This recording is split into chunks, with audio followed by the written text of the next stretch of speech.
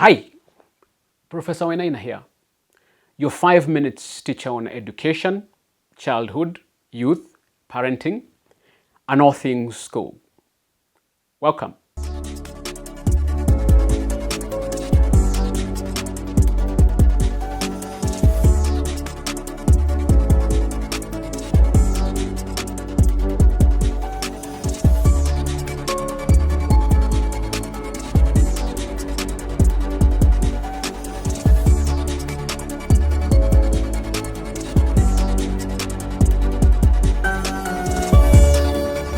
In as much as we value education so much, I see a danger far greater than remaining uneducated.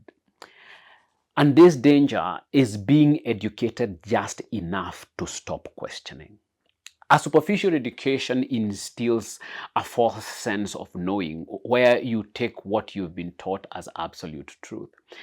This isn't education in its full sense. It's indoctrination dressed in academic robes. It molds you into an obedient cog in a larger machine, capable of following instructions, but incapable of seeing beyond them.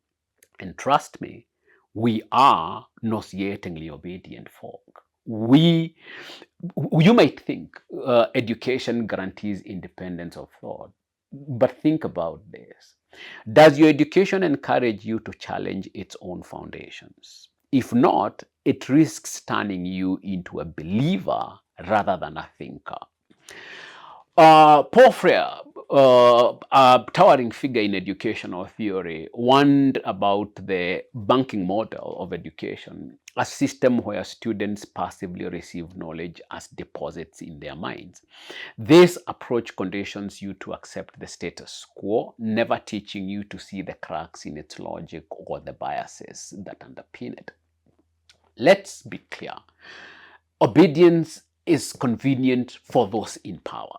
Systems that demand compliance thrive on people who've been trained to follow rules without questioning their fairness or necessity. Consider the studies on authoritarian education systems that emerged in the mid-20th century. Researchers like Theodore Adorno observed how rigid schooling environments produced individuals who conformed without resistance, setting the stage for mass complicity in oppressive regimes. These are not relics of the past. Such structures persist, shaping minds to prioritize obedience over dissent. If you are taught to accept every premise handed to you, you won't even recognize when your beliefs have been handed down rather than built up. For instance, school curriculums often selectively present history, omitting uncomfortable truths about colonialism or systemic oppression. You might graduate believing the world is a fair and progress, and progress is linear because that's what you are told, not because you questioned the evidence. This intellectual passivity is far more dangerous than ignorance because it insulates itself from critique. An uneducated person may still have the humility to admit what they don't know. But, and this is serious, someone just educated enough to be compliant lacks both humility and curiosity. Questioning isn't about cynicism or rebellion for its own sake. It's about intellectual survival. A robust education, as opposed to a superficial one, should make you uncomfortable at times. It should confront your biases and leave you grappling with uncertainty. The philosopher John Dewey advocated for education as a process of continuous inquiry. He argued that the best learning is participatory.